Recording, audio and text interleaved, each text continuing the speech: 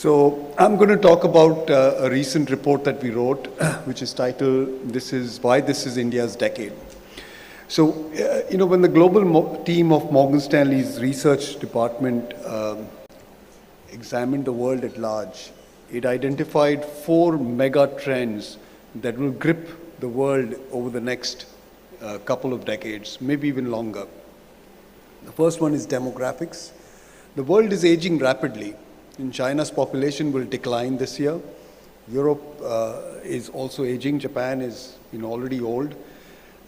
It looks like a serious crisis. In fact, Elon Musk may just be right when he says population is a bigger problem for this world than climate change. Because when populations decline, it creates a demand problem. It creates lots of other issues. The second is deglobalization. So I think this started happening about 10 years ago.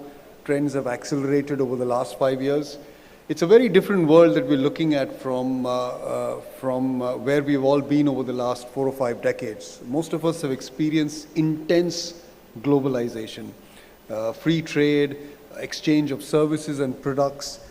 Some of these things are likely to come to a grinding halt over the next few years. The third is decarbonization, which is the world is committed to invest for a better climate, and this is going to be very disruptive.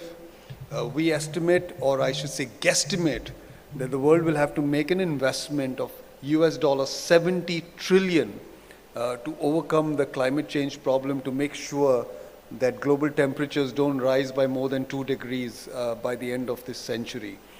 And the fourth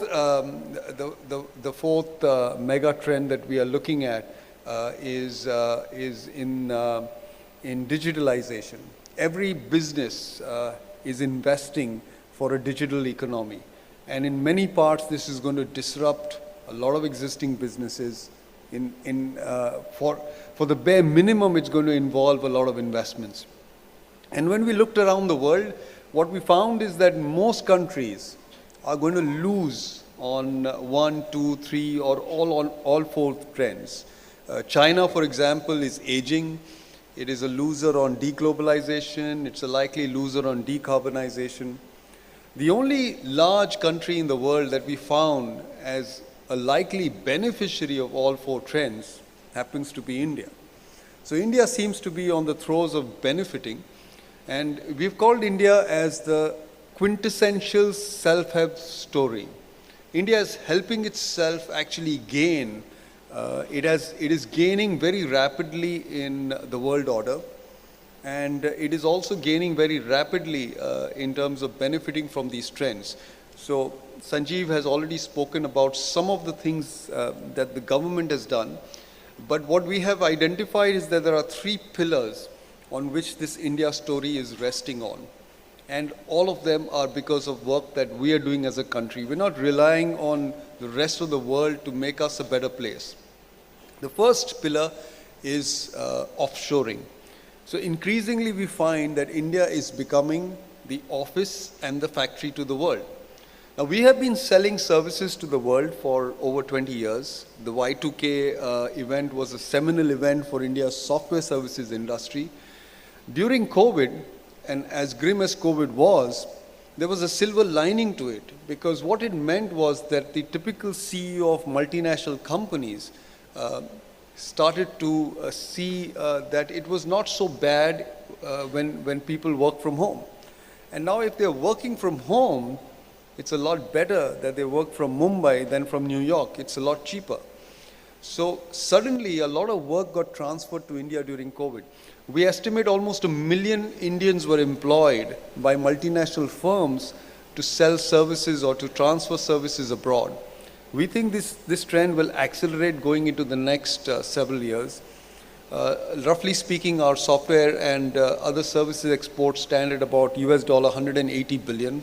We think that number could be upwards of $500 billion, $500 billion by the end of this decade. And the number of people that are employed may more than double over this time frame. So it's a mega trend that is coming to India's favor. This we were already doing in some part, so it should not surprise us. What has changed in the last few years, and I think it is sourced largely in government policy, is that India is becoming a factory to the world. So the irony of our economic reform program, which started in 1991, is it was targeted at the industrial sector. It was targeted at liberating the industrial sector from the heavy controls that were imposed in the preceding years by government.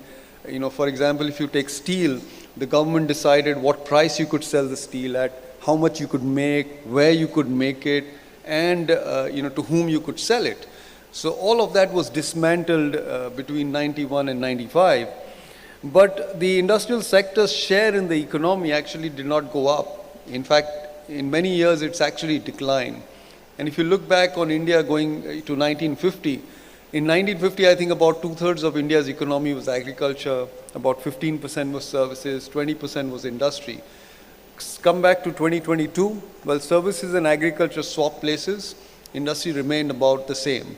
And essentially, we're the only country in the history of the world that jumped straight from agriculture to services and never saw real industrialization. That, we think, is about to change. So, you dovetail the Prime Minister's Atmanirbhar Bharat program with what is happening in the world, which is moving to a multipolar, situation where China is no longer going to be the center of global production, and the US may no longer be the center of global consumption. India stands to gain from massive investments in factories.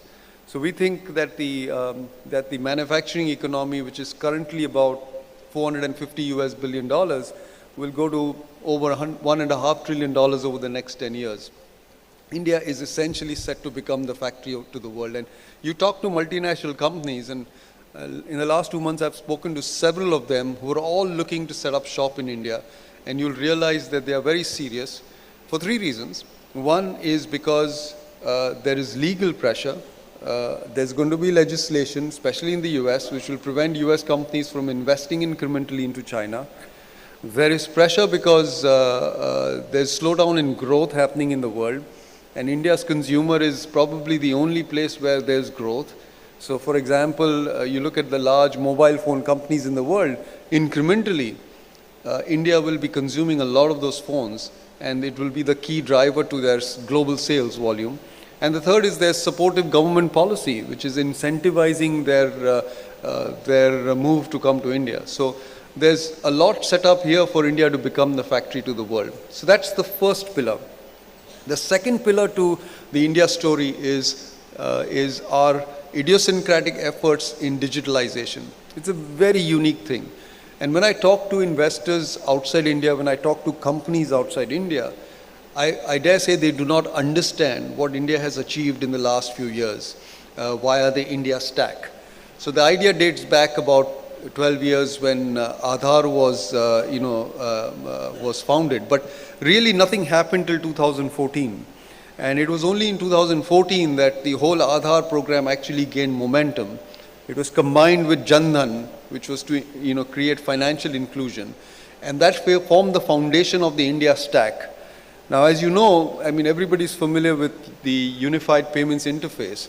India is less than 4% of the world economy, but today accounts for 40% of all digital payments in the world.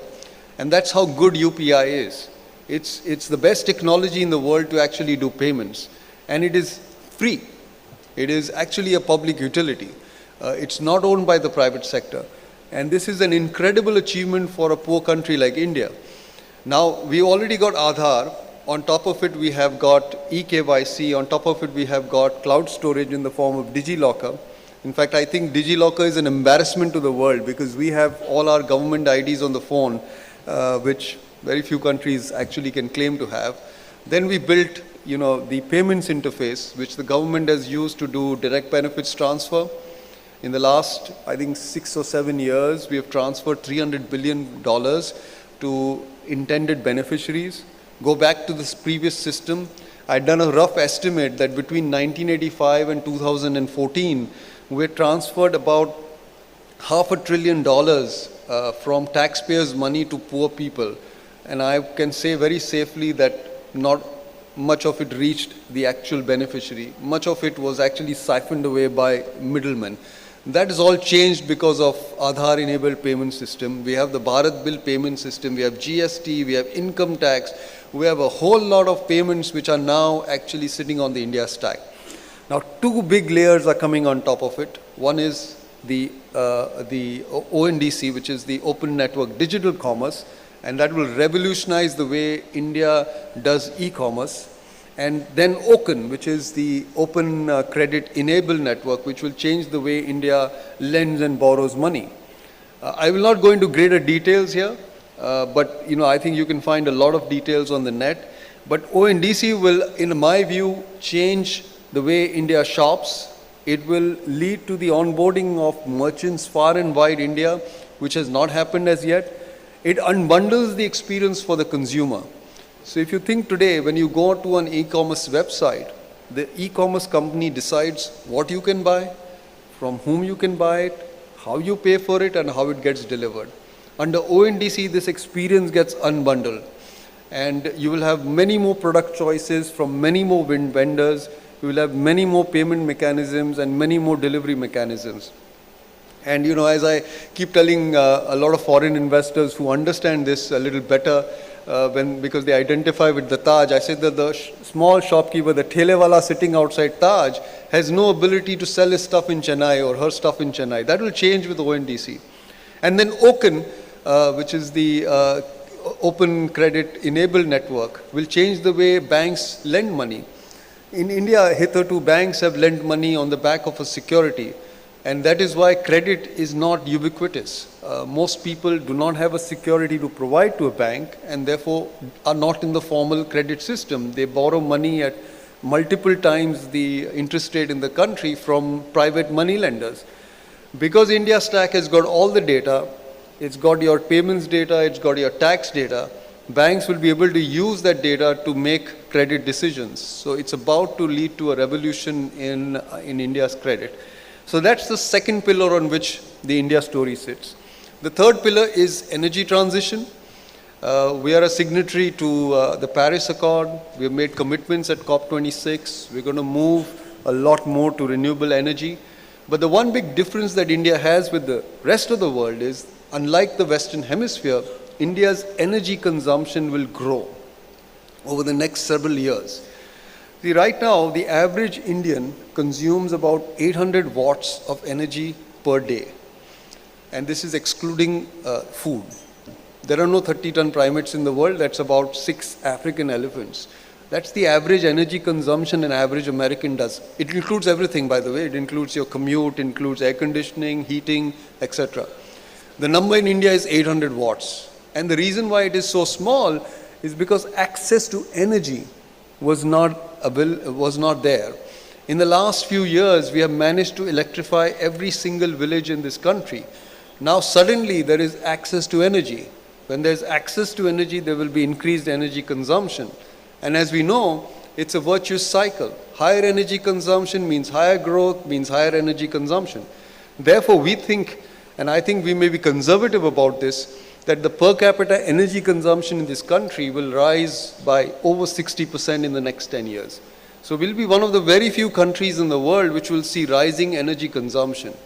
The after effect of this is that we don't need to destroy our fossil fuel capacity.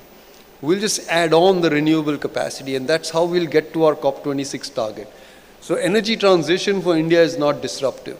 Now, by the way, when we get there, it will change our external dynamics. It will reduce our oil dependency. It will reduce inflation volatility. It will make Indian cities a lot cleaner. So there are multiple implications of this. It will also involve a massive amount of investments. We think about $750 billion US need to be invested, and we see that investment coming in the next 10 years. So these are the 3 pillars on which the India story stands for the next 10, 12 years. And it's built on 4 foundations. So the first foundation is the multipolar world thesis, which is the world is moving away from China as a center of production, is looking for other places. Now, a lot of people tell me Vietnam. People don't realize Vietnam is a $300 billion US economy. It cannot take $500 billion of FDI. It's so small. We can. So when the world is thinking size, when it wants to set up big factories, India is going to be a favored destination. So that's the first foundation. The second foundation is Aadhaar.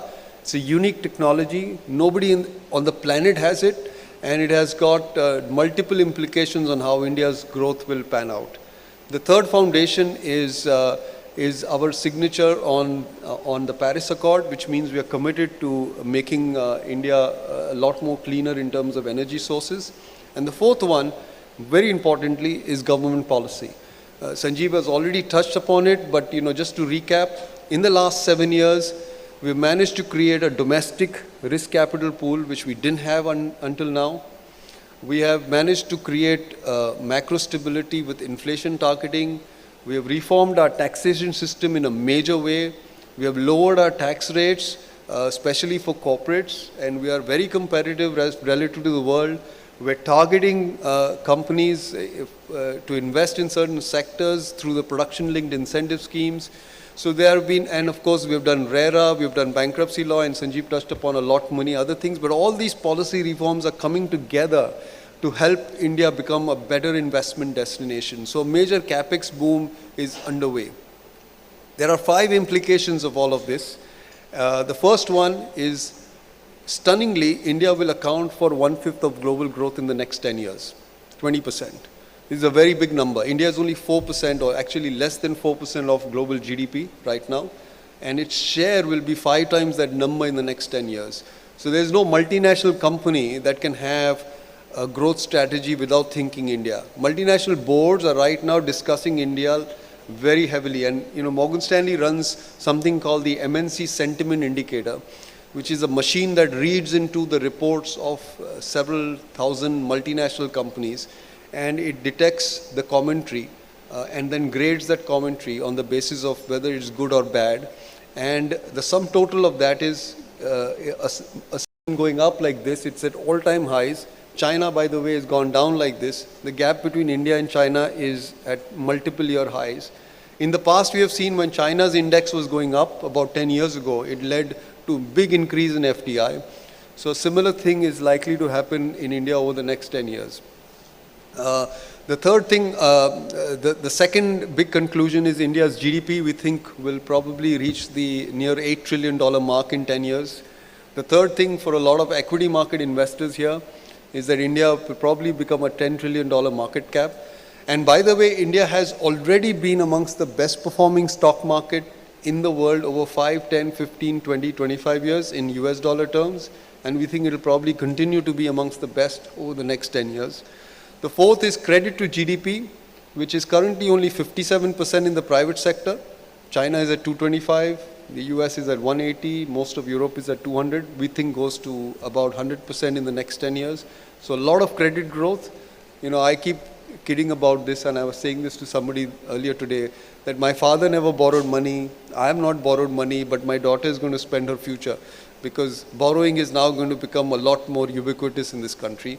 It also accelerates growth, and of course 100% is still not a dangerous number, but at some point in time it will become a very large number, and then things will become a little messy, but I think it will be beyond our lifetimes.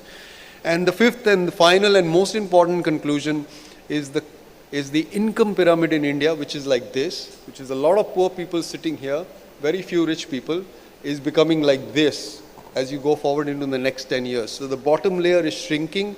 A lot of them move to the middle, and in fact the top layer is where a lot of multinational companies are getting very excited. Today India has 5 million households that we classify as rich by global standards. That number we estimate goes to 25 million. That's a staggering growth. 20 million new households that can buy luxury products. Nowhere on the planet is that type of growth available for any multinational company or domestic company. The number of middle-class households in India, which is about 60 million today, goes to 150 million. So very major increase. By the way, we are estimating per capita income for India to go from $2,000 to $5,000. China was at $2,000 in 2007. It went to 5,000 in 5 years. We're not being that optimistic, so maybe we are being conservative, but I think we'll get there, in time. So it looks like a very bright future for India, and I'm very excited. I keep pinching myself every morning just to make sure that I'm not fooling myself, but I get excited. I was in Chennai today meeting a lot of companies, and I'm even more excited. So yeah, let me stop here, and I think I'm there. Time's up.